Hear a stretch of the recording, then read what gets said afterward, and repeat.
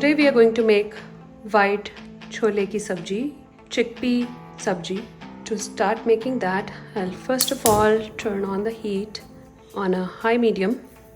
About 3 tablespoons of olive oil. As the oil is heating, I'll add 1 bay leaf.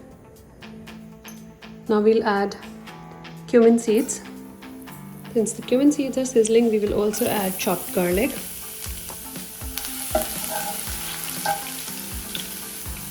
green chilies, onion. I'll also add some ginger juliennes, just a little bit of salt, turmeric, red chili powder. To this I'll add tomato paste,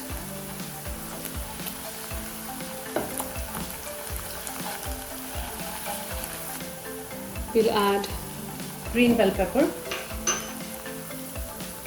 We'll remove this bay leaf from it now since it has already released enough flavor.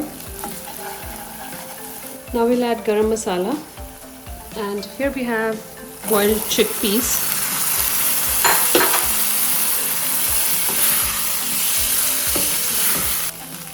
Now I'll add rest of the salt to it. We'll cover it and let it cook for a minute. It's about a minute now. We'll check on it. This looks good, and to this I am going to add Channa Masala.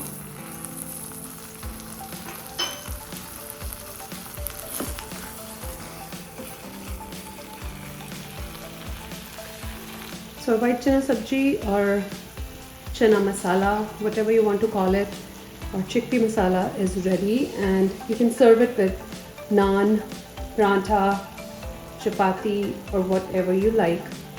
This tastes well with everything and just by itself too. Enjoy!